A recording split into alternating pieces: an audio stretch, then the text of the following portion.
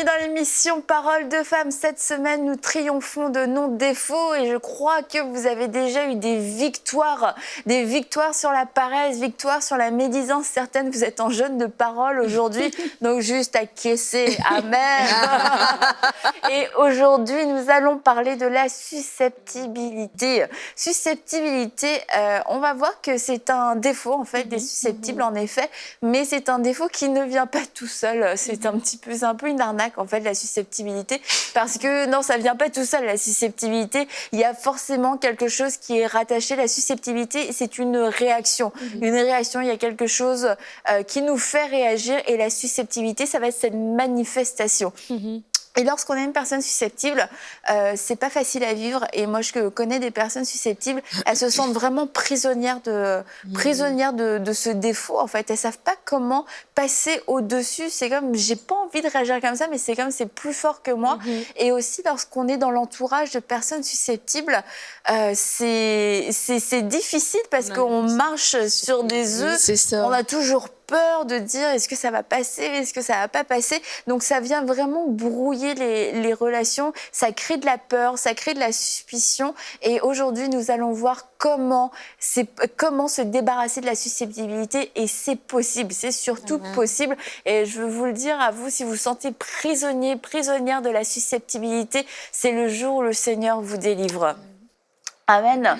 Donc, pour commencer, j'aimerais vous lire la définition du dictionnaire de la susceptibilité.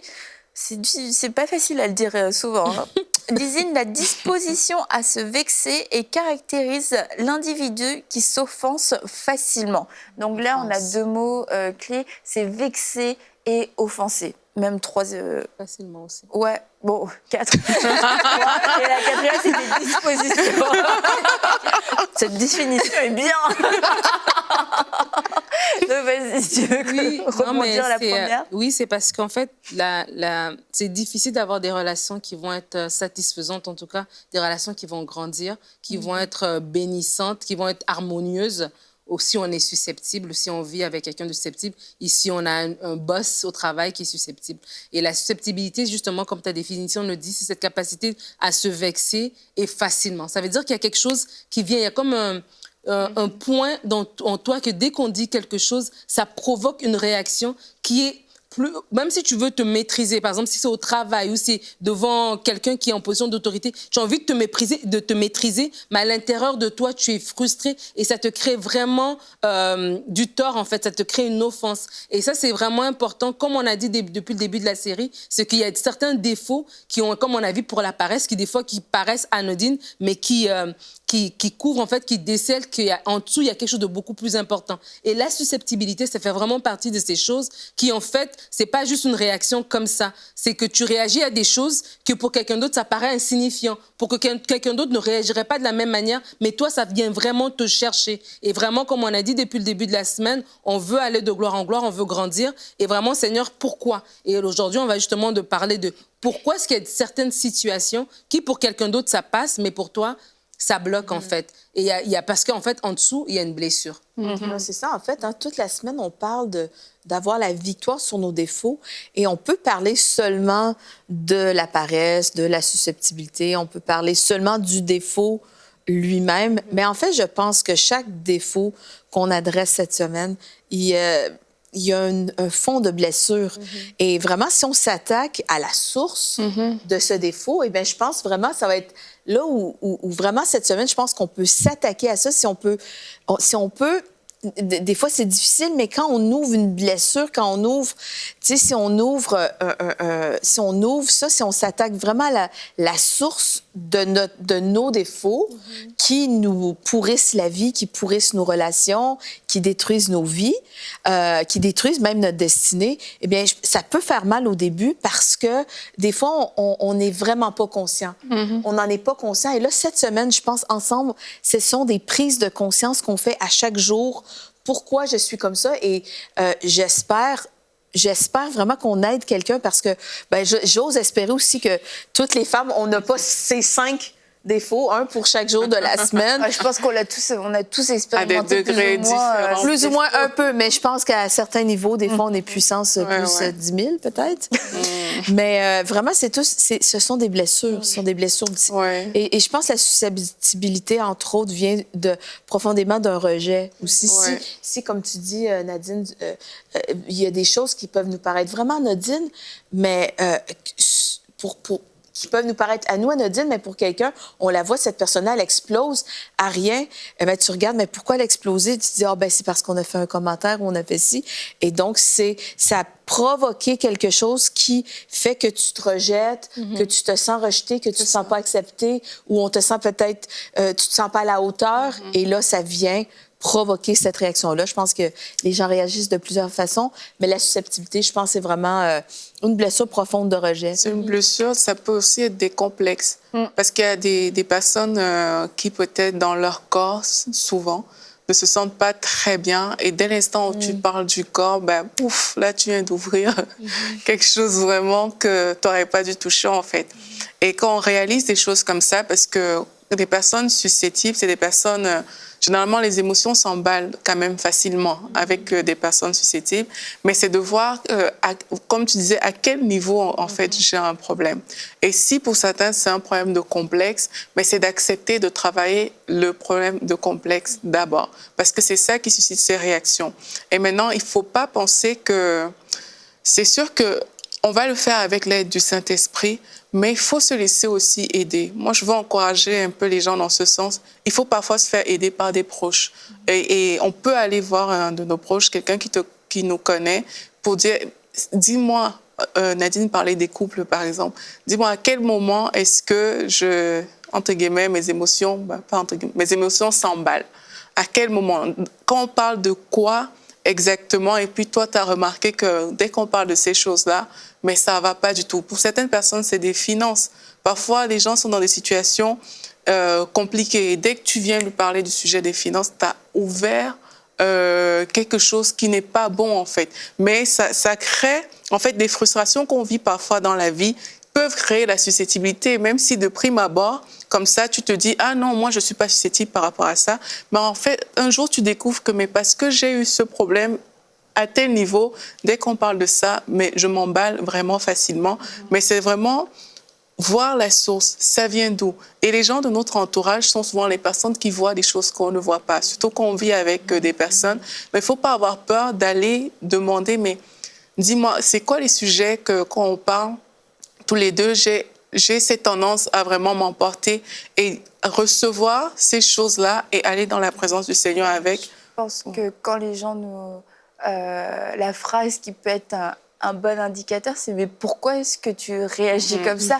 Quand tu vois le décalage, en fait, entre toi, ce que tu ressens et ce que la personne a l'air de vivre, mais pourquoi est-ce que tu réagis comme ça? Qu'est-ce que j'ai dit? Tu te dis, bah...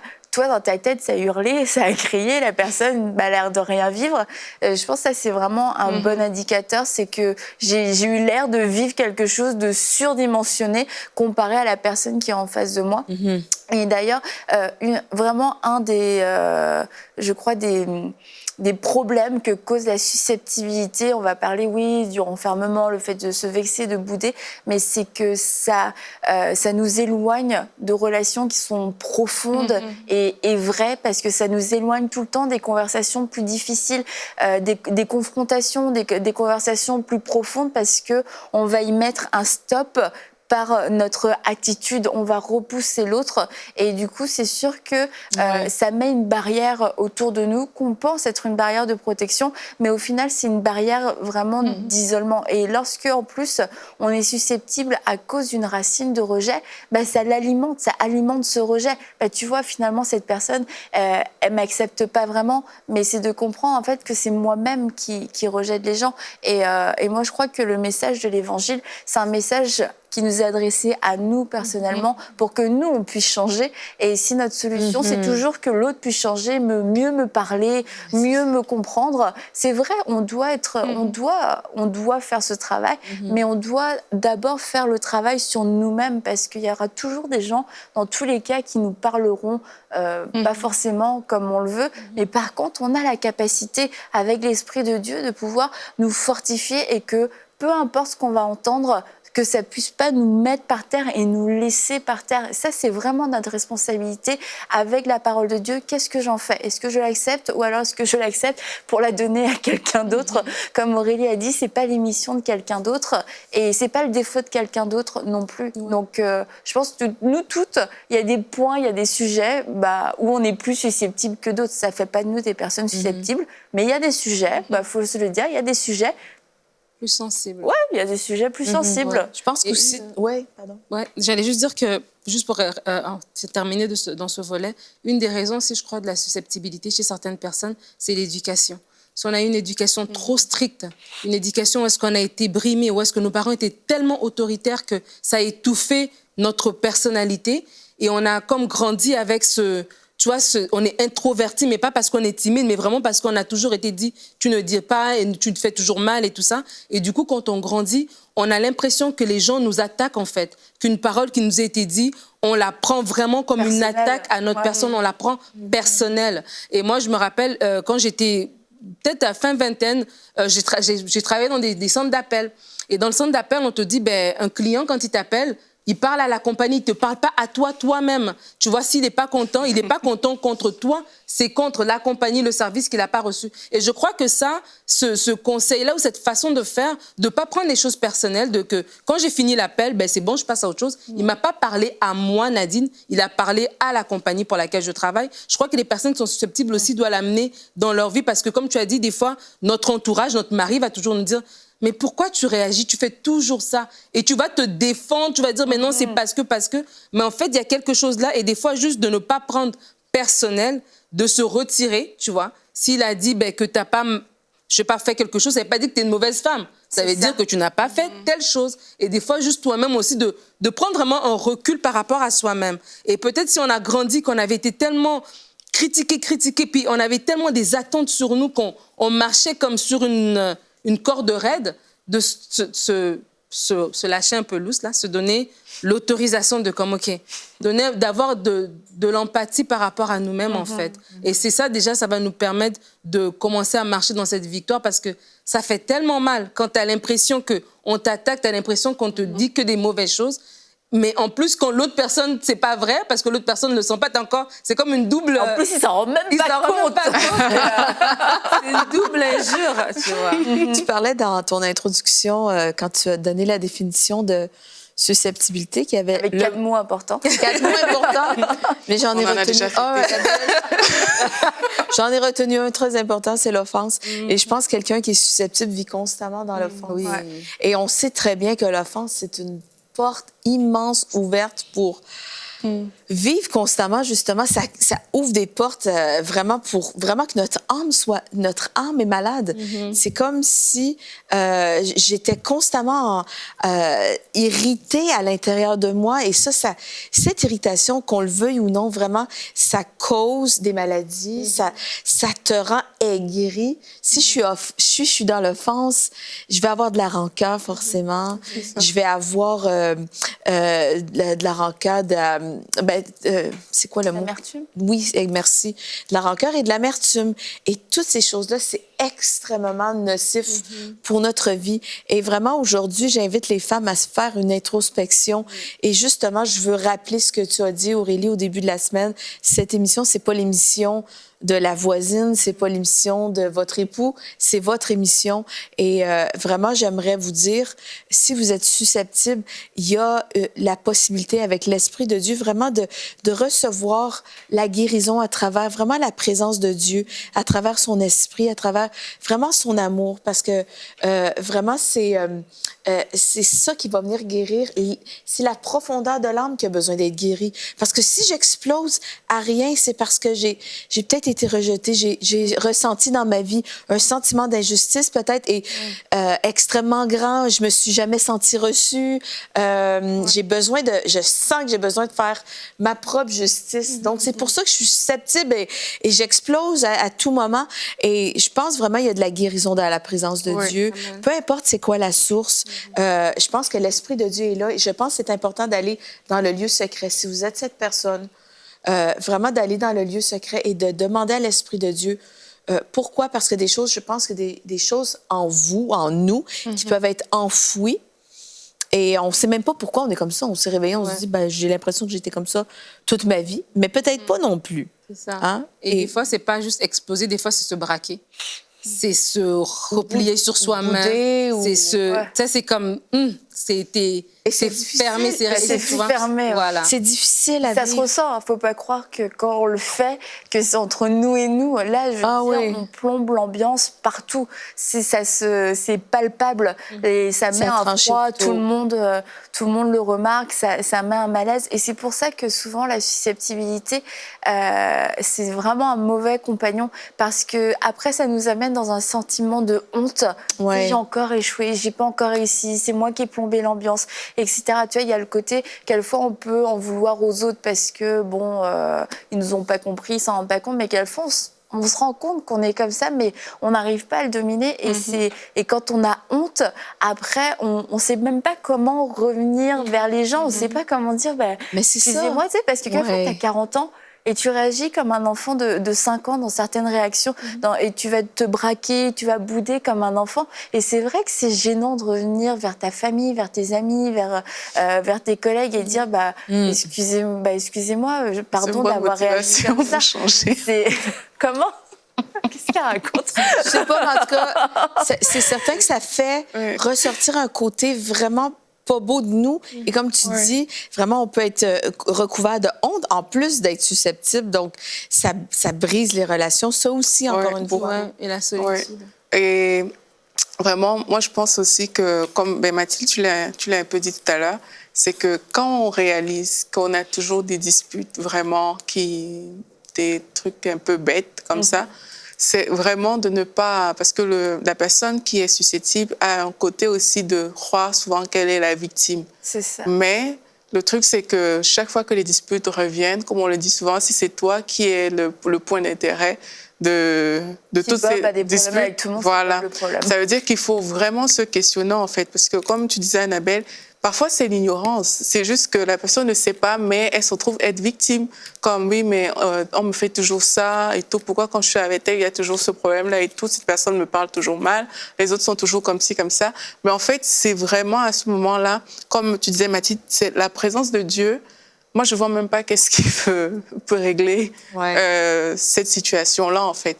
Parce que dans la présence de Dieu, on va gagner aussi en assurance. Pour les personnes qui souffrent de rejet, de complexe, de toutes ces choses-là, elles vont gagner en assurance dans la présence de Dieu. Et c'est de ça qu'on a parfois besoin. Pour prendre du recul par rapport à des paroles qu'on a reçues, mais il faut quand même avoir une certaine assurance. Il faut quand même que tu puisses voir, OK, tiens, cette parole, elle n'est pas pour moi. Et même si quelqu'un l'a dite de façon à me nuire, puisqu'elles sont souvent comme victimes, mais ça peut glisser, tomber par terre sans m'offenser moi. Mais c'est vraiment quand on a une certaine assurance de soi qu'on peut en arriver là. Et ça se prend dans la présence de Dieu. Dans la présence de Dieu, Dieu nous révèle qui on est vraiment. Il nous dit qui on est au point où, quand quelqu'un vient te dire « Ah, mais toi, t'es ci ou ça », là où tu devais tomber dans la susceptibilité, en train de te vexer, en train d'exploser, mais là, tu sauras que je ne suis pas ça. Je ne suis pas cette personne-là. Et même si tu entendais d'une manière, parce que, comme on a dit, parfois, les gens, c'est même pas ce qu'ils ont dit, ils comprennent pas pourquoi tu es dans cet état. Et si tu avais cette tendance à grossir les faits ou bien à interpréter les choses de la mauvaise manière, mais aussi, vraiment, le Seigneur saura te faire replacer chaque chose au bon endroit, chaque parole au bon endroit. Donc, j'encourage les personnes qui on sentit en elle cette racine, vraiment d'aller dans la présence de Dieu pour dire, Seigneur, apprends-moi à mettre chaque parole au bon endroit, là où cette parole doit se situer. Je ne veux pas absorber comme une éponge des mauvaises choses qui ne me concernent même pas, mais je veux vraiment mettre chaque parole au bon endroit dans ma vie. Mais tu disais ne pas être une victime, et ça, je crois que c'est vraiment un des points de départ, en fait. C'est le mot d'ordre. Si je suis plus victime, je suis plus non plus en train de, comme tu disais, de chercher, d'établir ma propre justice. Est-ce que j'ai raison? Est-ce qu'il a tort? Etc. Parce que là, on en revient tout le temps à des confrontations humaines, des discussions humaines.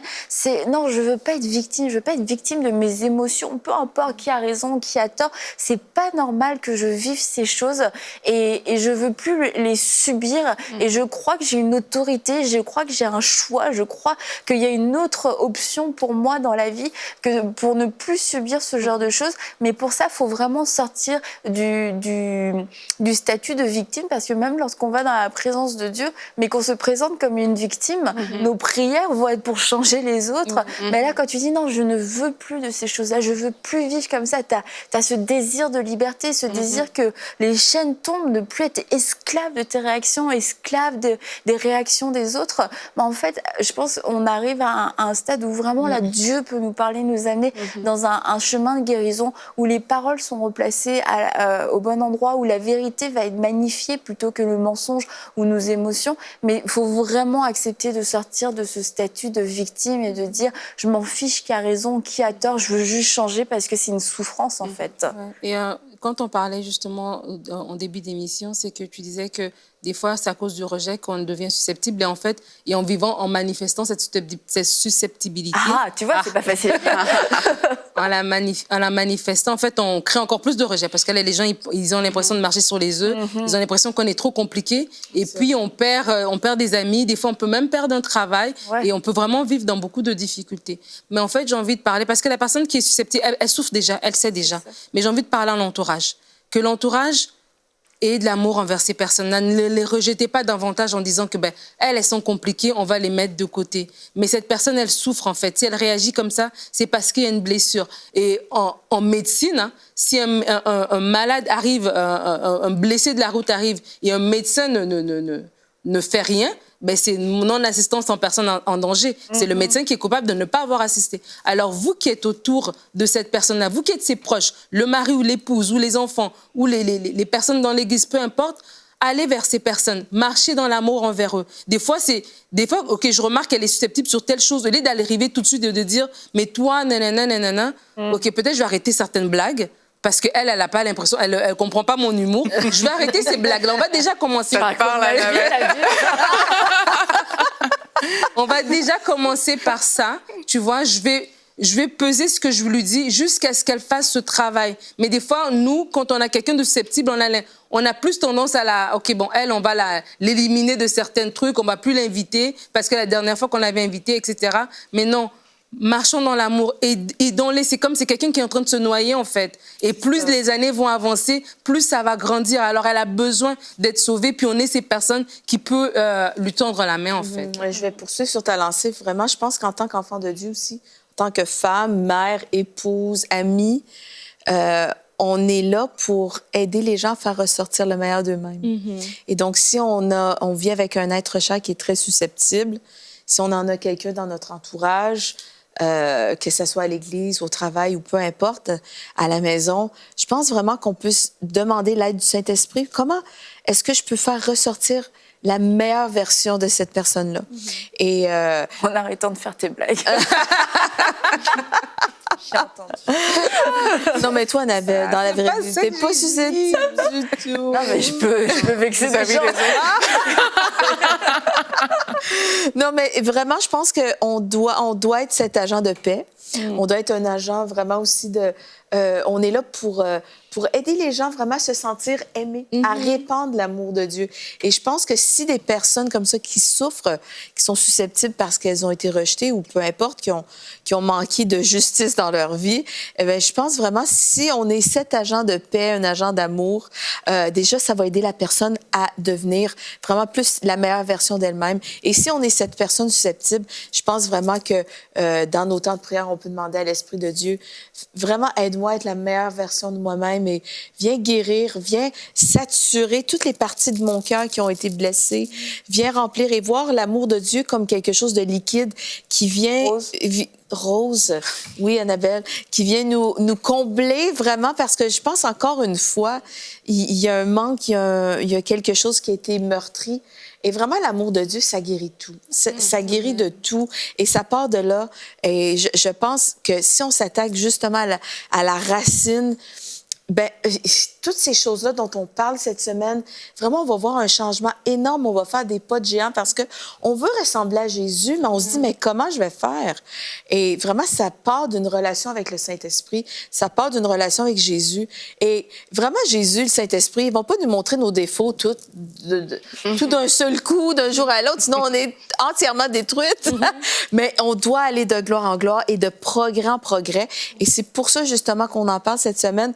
Parce qu'il y a des femmes qui se disent, mais j'ai besoin d'aide. On n'en parle pas dans mon église. J'en ai jamais entendu parler. Comment est-ce que je fais pour avoir de l'aide avec mon caractère horrible? J'ai besoin d'aide. Aidez-moi, s'il vous plaît. Et je pense qu'il y a des femmes qui lancent un SOS. Et franchement, j'aimerais dire vraiment encore une fois à ces dames, à ces femmes, à ces personnes qui nous écoutent, il y a de l'aide avec le Saint-Esprit. C'est votre meilleur ami. Et cette personne-là va venir vraiment vous combler, vous restaurer. Jésus-Christ, c'est le bon berger, vous conduit dans de verts pâturages et il restaure votre âme. Et si votre âme est bien, votre corps sera bien, vos pensées seront bien, mais tout ça, ça découle vraiment d'une vie de l'esprit. Et vraiment, s'il y a une seule, il y a vraiment, c'est ça, il y a de l'aide, il y a de l'espoir. Et je sais qu'on peut changer de progrès en progrès, mais sans l'aide du Saint-Esprit, ça va être en vain ou ça va être dans notre chair. Amen. Et d'ailleurs, cette série-là, elle n'est pas pour condamner ou quoi que ce soit, mais je pense que vous l'avez compris. Et le Saint-Esprit vous parle, il est en train de montrer des choses, mais c'est pour la croissance, c'est pour notre sanctification, c'est pour aller de progrès en progrès, comme Mathilde vient de le dire. Et juste pour terminer sur la susceptibilité, je crois aussi qu'à la fois, ça appuie sur un point sensible parce qu'on se sent en tort. Et il y a des choses dans nos vies peut-être qui ne sont pas non plus très en règle et du coup on se sait déjà en tort et lorsque on vient parler de cette chose-là, on veut cacher, on veut protéger. Alors j'aimerais vous inviter à être transparent devant Dieu et à laisser l'esprit de vérité venir vous travailler, à l'esprit de vérité venir dévoiler des choses à la lumière, non pas pour vous exposer mais pour guérir. Et pour terminer cette émission, on va prier pour vous et je crois que tout ce qui a été dit va s'accomplir dans votre vie. Seigneur, on te remercie pour ton amour qui est répandu dans les cœurs. On te remercie pour ces guérisons qui sont opérées. Merci Saint-Esprit parce que alors que tu parles à ces femmes, tu n'es pas en train de les condamner. Tu es en train de les appeler à aller à un nouveau niveau, dans une nouvelle dimension de liberté, une nouvelle dimension dans ta présence. Merci pour ces délivrances qui s'opèrent maintenant. Merci pour des délivrances, oui, qui s'opèrent, pour des yeux qui s'ouvrent, pour des chaînes qui sont brisées maintenant dans le nom de Jésus, pour des mensonges qui tombent, des paroles qui ont été déclarées sur vous alors que vous étiez enfant. Ces paroles sont annulées maintenant dans le nom de Jésus et nous déclarons qu'elles sont nulles et sans effet. Elles sont nulles et sans effet et nous parlons la vérité de la parole de Dieu sur vous. Nous disons que vous êtes des femmes fortes, des femmes courageuses, des femmes à l'image de Dieu. Merci Seigneur pour l'œuvre que tu fais en elles. Ce que tu as commencé depuis le début de la semaine, tu vas le terminer. Merci Seigneur parce que tu aimes ces femmes et que tu leur parles sans aucune condamnation. Merci Seigneur parce que tu es bon envers nous, tu es bon envers nous. Amen. Amen. Et demain, on va se retrouver pour une prochaine émission de Paroles de Femmes et nous parlerons de la jalousie.